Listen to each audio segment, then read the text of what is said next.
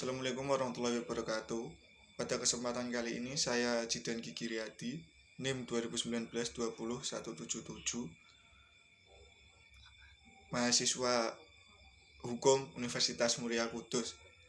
Di sini saya akan mempresentasikan tugas sistem peradilan pidana dengan tema keadilan restoratif dalam sistem peradilan pidana sebagai perwujudan nilai-nilai Pancasila Indonesia.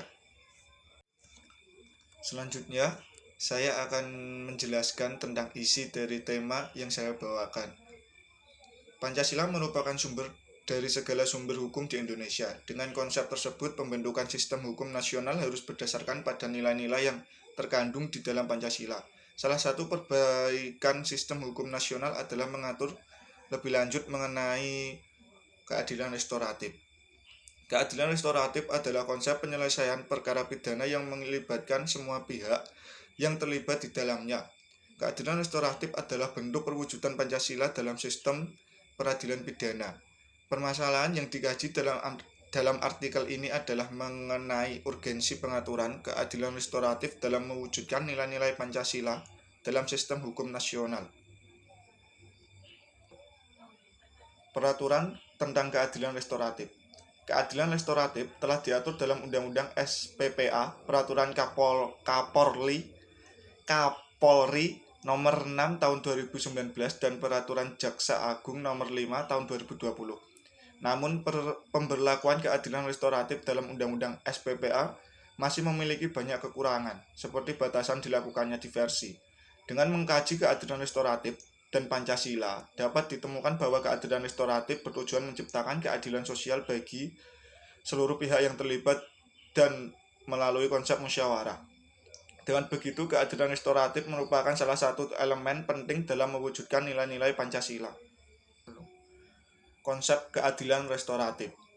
Dalam pandangan hukum pidana kontemporer, keadilan restoratif merupakan salah satu tujuan pemidanaan. Keadilan restoratif didefinisikan sebagai mekanisme untuk mengatasi masalah hukum pidana dengan melibatkan pelaku, korban, atau keluarganya dan pihak-pihak terkait lainnya untuk mencari viable justice dengan menekankan pada pemulihan situasi. Istilah viable justice diperkenalkan Albert Eglas pada 1977 untuk mengklasifikasikan sistem peradilan pidana ke dalam 3 kelompok.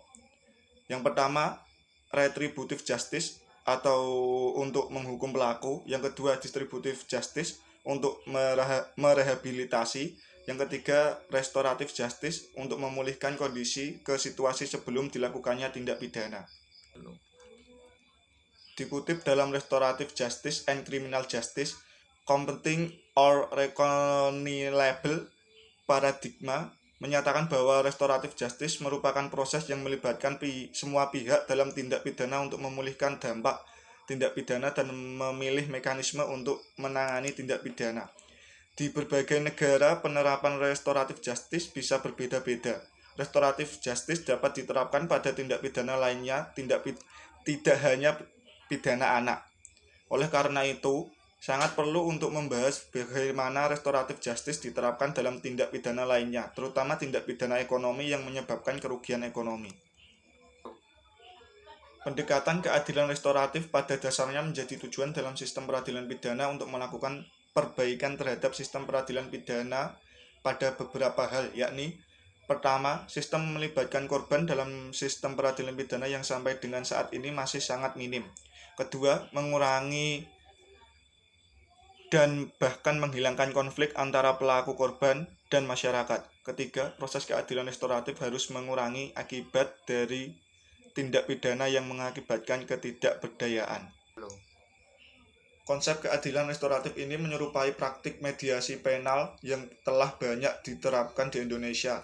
Mediasi penal merupakan penyelesaian perkara pidana dengan kesepakatan antara pelaku dan korban. Keadilan restoratif dibentuk menciptakan rekonsiliasi konflik antara korban dan pelaku dengan melibatkan pemerintah sebagai penegak hukum.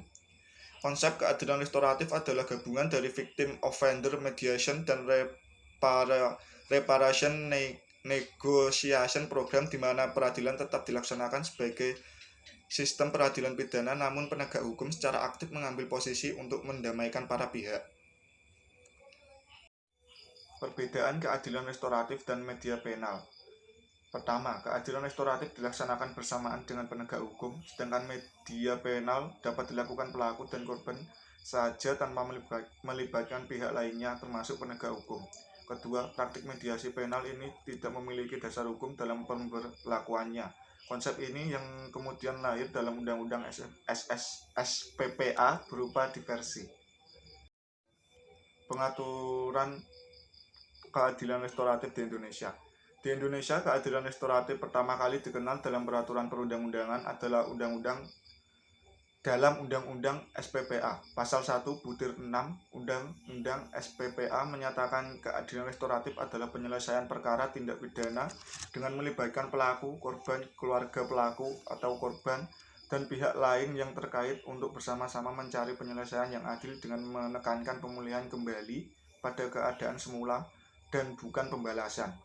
Berdasarkan pasal 7 ayat 1 dalam upaya penyidikan, penentuan, dan pemeriksaan terhadap anak, maka harus dilakukan diversi. Diversi merupakan penyelesaian perkara di luar pengadilan dengan melibatkan pelaku, korban, penegak hukum, serta pihak-pihak lain yang berkepentingan.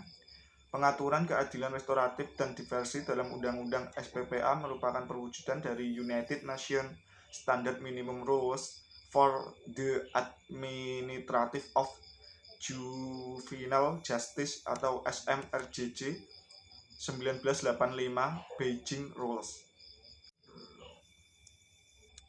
Konsep dalam Beijing Rules memastikan adanya sistem yang menjamin hak-hak anak sekalipun merupakan pelaku tindak pidana.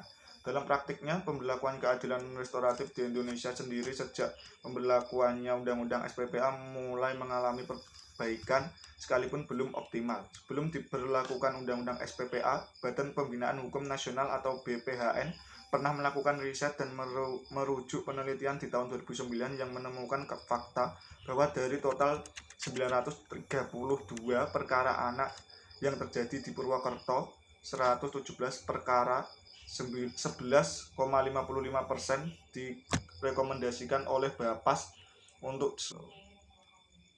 Praktek tersebut menunjukkan bahwa sebelum diberlakukannya Undang-Undang SPPA, perdamaian atau penyelesaian perkara di luar pengadilan sudah menjadi pilihan.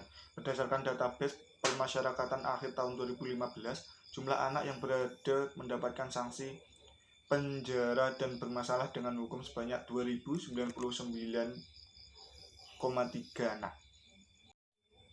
Selain dari Undang-Undang SPPA, keadilan restoratif juga diatur dalam berbagai aturan penegakan hukum, seperti dalam Peraturan Kepala Kepolisian Republik Indonesia Nomor 6 Tahun 2019 tentang penyidikan tindak pidana.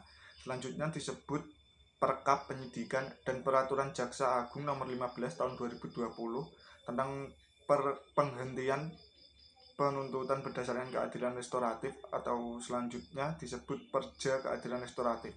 Pasal 12 Perkap Penyidikan menyatakan proses penyidikan dapat dilakukan keadilan restoratif apabila terpenuhi syarat-syarat yang ditentukan pada pasal 12 Perkap Penyidikan. Syarat penerapan keadilan restoratif pada penyidikan. Material.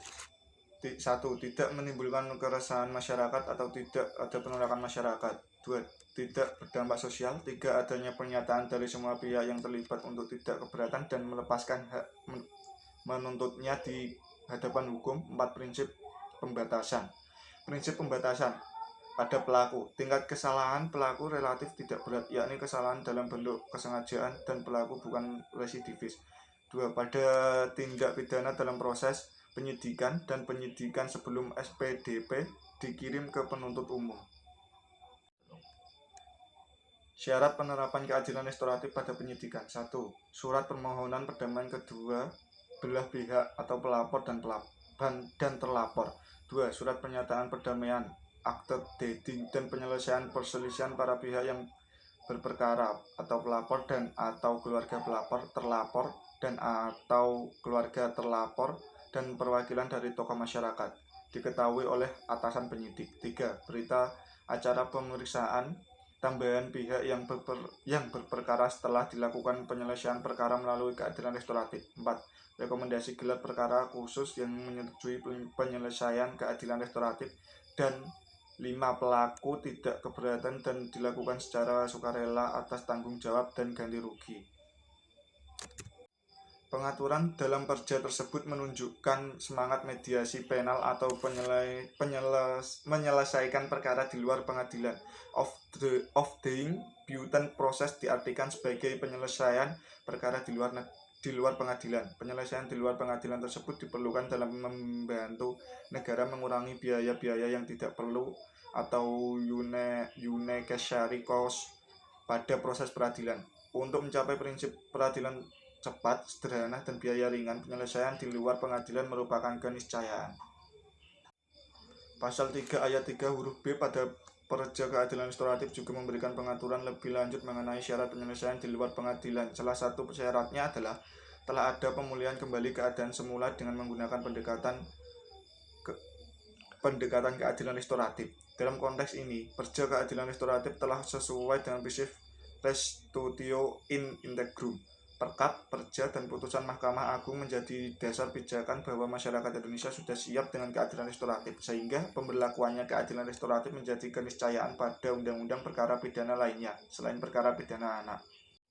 Perwujudan Pancasila dalam keadilan restoratif. Keadilan restoratif didasarkan pada keadilan yang tercipta di antara semua pihak yang terlibat, baik pelaku, korban, dan negara yang mewakili oleh para penegak hukum. Dan dasarnya konsep keadilan restoratif tersebut sejalan dengan konsep sila kelima Pancasila, yaitu keadilan sosial bagi seluruh rakyat Indonesia. Nilai utama yang terkandung dalam Pancasila tersebut adalah didasari konsep adanya tujuan untuk memberikan kesempatan yang sama bagi semua warga negara dalam mengembangkan ekonomi pribadi dan untuk diberikan kesetaraan dalam hukum. Salah satu nilai yang penting dan signifikan berpengaruh terhadap keadilan restoratif adalah konsep musyawarah. Musyawarah dalam keadilan restoratif pada dasarnya merupakan pengejawantahan nilai-nilai Pancasila. Kemudian objek yang dibahas dalam keadilan restoratif adalah pertanggungjawaban pelaku dan kerugian yang dialami korban. Kedua hal tersebut harus menjadi dasar kesepakatan. Kemudian pihak-pihak yang dilibatkan sekalipun korban berhak langsung menolak diversi. Namun penyetaraan posisi juga diperlukan sehingga baik pelaku dan korban tidak memiliki kesulitan dalam menyampaikan pendapatnya. Setelah itu penegak hukum yang terlibat juga tidak diperkenankan melakukan tekanan ke pihak manapun untuk mempengaruhi penyelesaian keadilan restoratif tersebut. Pembaruan hukum pidana dengan keadilan restoratif ini tentu sejalan dengan teori hukum integratif. Konsep ini didasarkan pada tujuan hukum untuk harga diri, kebahagiaan, kesejahteraan, dan kemuliaan manusia. Dalam pembentukan teori integratif, ditekankan bahwa rule of recognition bukan ditekankan pada kepatuhan masyarakat terhadap undang-undang. Teori integratif menjadi dasar bahwa rekayasa birokrasi dan rekayasa masyarakat harus dilandaskan pada Pancasila sebagai ideologi bangsa Indonesia. Teori hukum integratif ini menekankan bahwa hukum secara hakikat terdiri dari norma, pelaku, dan nilai sebagaimana dapat disebut sebagai tripartite character of Indonesia's social engineering. Berdasarkan falsafah Pancasila dan dikaitkan dengan teori hukum integratif, maka keadilan restoratif memang dibutuhkan dalam hukum pidana Indonesia, sekalipun bertentangan dengan konsep hukum yang sangat positif. Namun falsafah Pancasila menekankan pada nilai keadilan yang musyawarah dalam penyelesaian masalah hukum. Oleh karena itu menjadi penting menyusun aturan keadilan restoratif dalam pembaruan hukum di Indonesia. Pada dasarnya dalam pembentukan rancangan undang-undang tentang Kitab Undang-Undang Hukum Pidana atau RKUHP, semangat yang disuruh sudah berupa keadilan restoratif. Konsep restoratif terlihat dari diaturnya tujuan pemidanaan dalam RKUHP. Tujuan pemidanaan sebelumnya sama sekali tidak diatur dalam produk hukum apapun. Pasal 51 huruf C menggambarkan keadilan restoratif dengan mengatakan bahwa tujuan pemidanaan adalah menyelesaikan konflik yang ditimbulkan akibat tindak pidana, memulihkan keseimbangan, serta mendatangkan rasa aman dan damai dalam masyarakat Indonesia yang sekarang ini berlaku tidak mengatur mengenai pardon. KUHP tersebut merupakan hasil dari aliran klasik yang berpijak pada tiga tiang, yakni asas legalitas, asas kesalahan, dan asas penimbalan atau pembalasan yang sekuler. yang berisi bahwa pidana secara konkret tidak dikenakan dengan maksud untuk mencapai sesuatu hasil yang bermanfaat, melainkan setimpal dengan berat ringannya perbuatan yang dilakukan. Konsep restoratif juga tercermin dalam pasal 70 RKUHP, di mana terdapat pedoman untuk tidak menjatuhkan tindak pidana penjara pada beberapa kondisi. Salah satu kondisi yang menunjukkan konsep restoratif adalah ketika terdakwa telah membayar ganti rugi kepada korban. Konsep ini menempatkan adanya resolusi penyelesaian tindak pidana antara pelaku dan korban yang tercermin dalam konsep keadilan restoratif. Sekian presentasi dari saya, semoga bermanfaat dan bisa membantu teman-teman untuk belajar mengenai materi yang saya sampaikan. Terima kasih. Wassalamualaikum warahmatullahi wabarakatuh.